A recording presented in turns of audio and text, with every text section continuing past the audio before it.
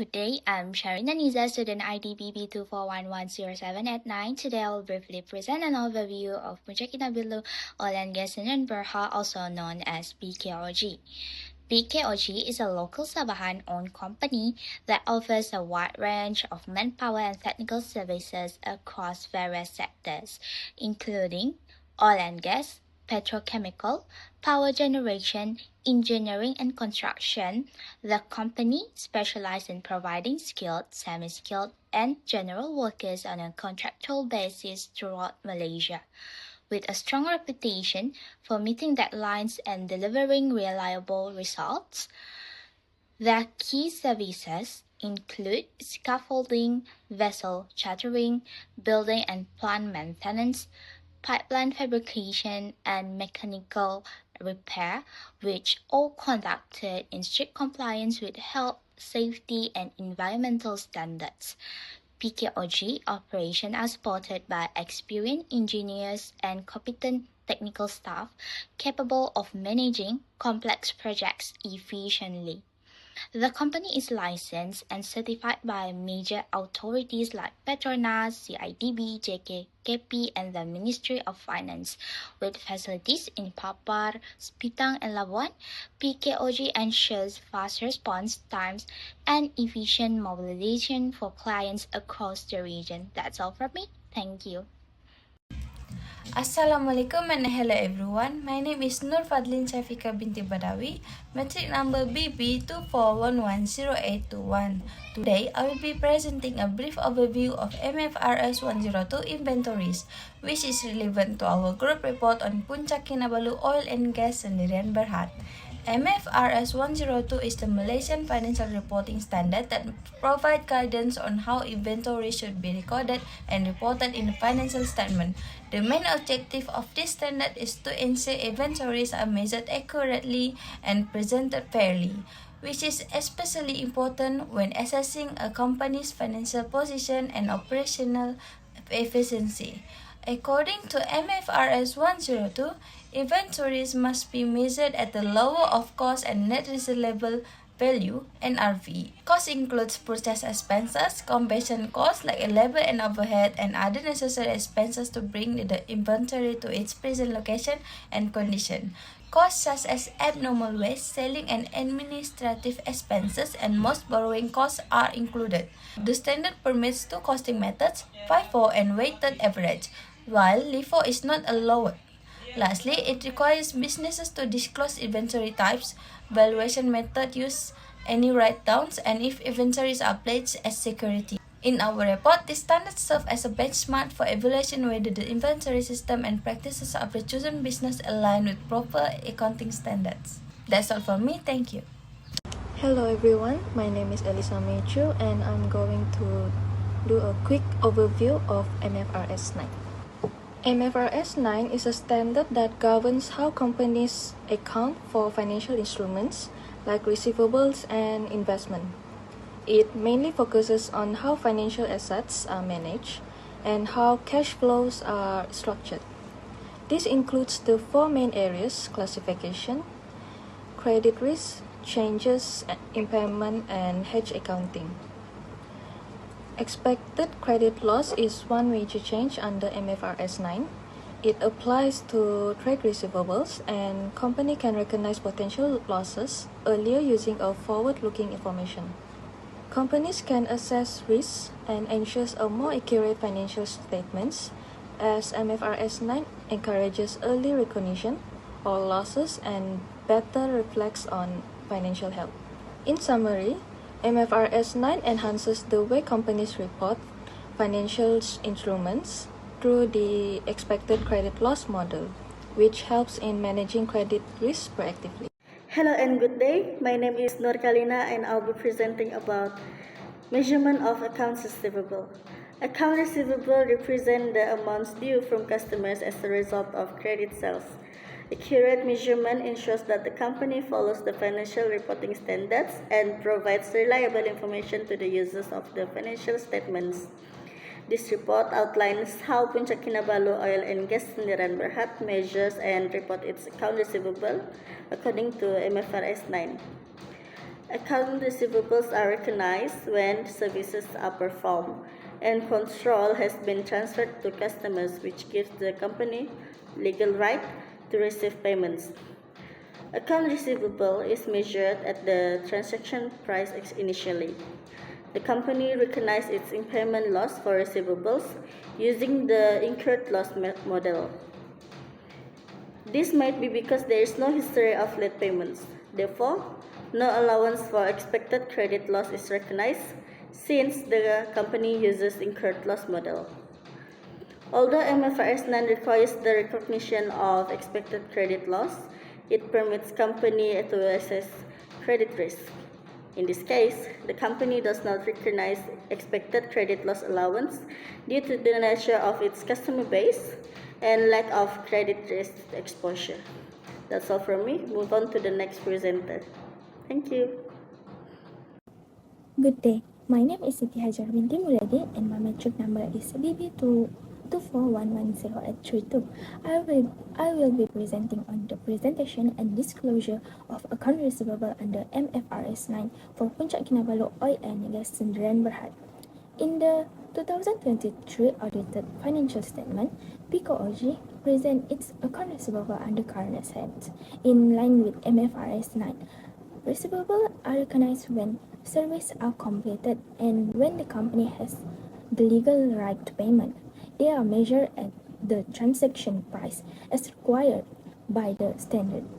Although MFRS 9 encourages the use of the expected credit loss or ECL model, PKOJ does not apply it due to low credit risk. Instead, the company uses the incurred loss model, which means losses are only recorded if the customer actually fails to pay.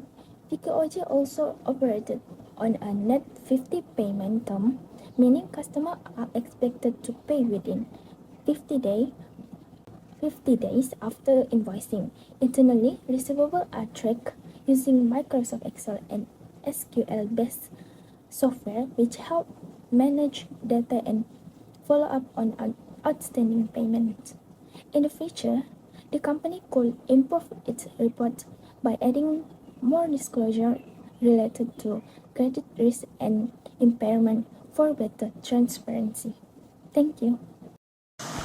Assalamualaikum. My name is Balkis Shafika.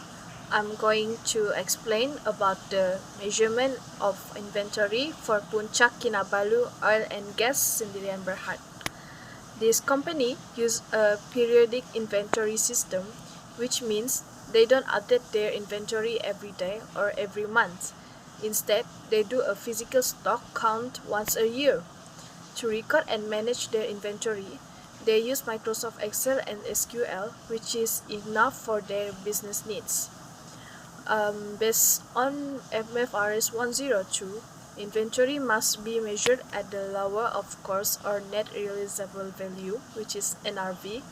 Cost here includes not only the price of the goods, but also extra expenses like transportation and handling.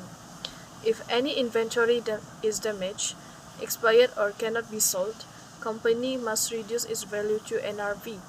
This helps to make sure the value in the financial statements is fair and not overstated. Although they didn't mention which cost method they use, company usually apply FIFO, which is first in, first out, or weighted average cost. In conclusion, even though the company use a simple method, they still follow the MFRS 102 standard to measure inventory correctly and fairly. That's all from me. Thank you.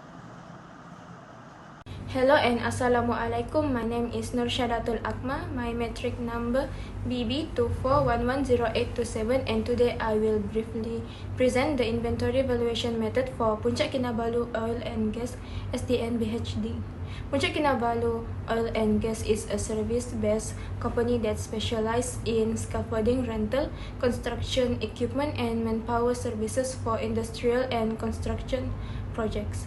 Based on the audited financial statement for the year 2023, there was no inventory reported in the statement of financial position. and no inventory policy was disclosed in the notes.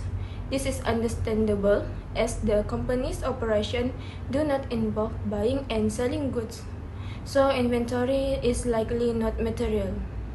However, through an interview with the company's management, it was confirmed that they do use a predict inventory system where inventory is counted and updated only once a year, usually at the end of the accounting period. The company managed its inventory using Microsoft Excel and SQL based software to track tools, equipment, and materials used in operation or rented to customers.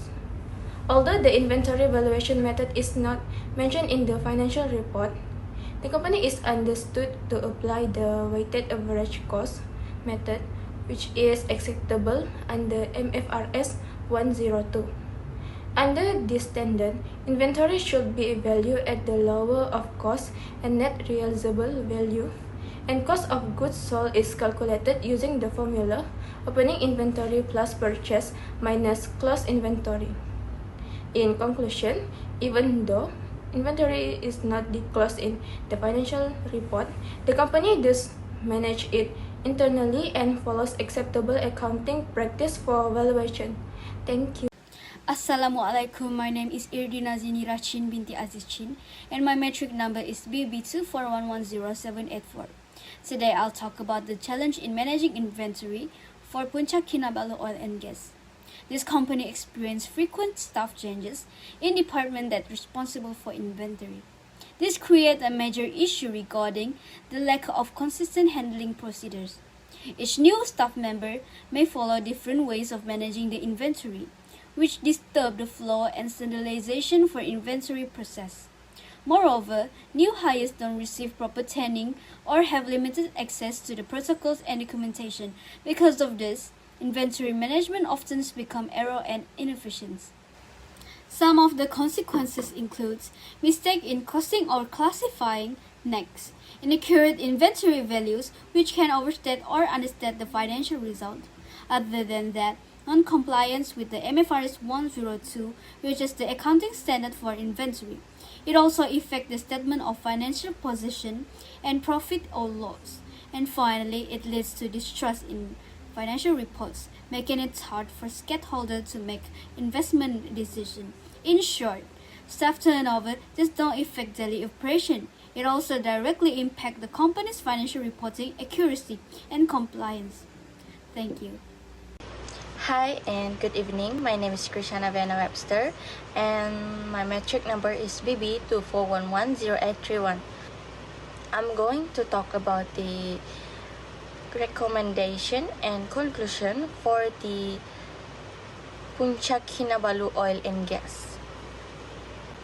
Based on our analysis of Puncak Kinabalu Oil and Gas, Sendirian Berhad's accounting practices, several recommendations can help improve their financial reporting and compliance with Malaysian financial reporting standard. For the account receivable, PKOG shall apply the ECL model as per MFRS 9, although the AR have no past payment issues. This should lead to better following of accounting rules and carrier documentation of credit processes. Most importantly is that there is a very high rate of staff turnover in inventory management, and that will influence the accuracy of financial reporting. PKOG need to establish good standard operating procedures SOP for handling the stocks and ensure proper training of new staff. This would both cut down on error and take the institutional knowledge with it.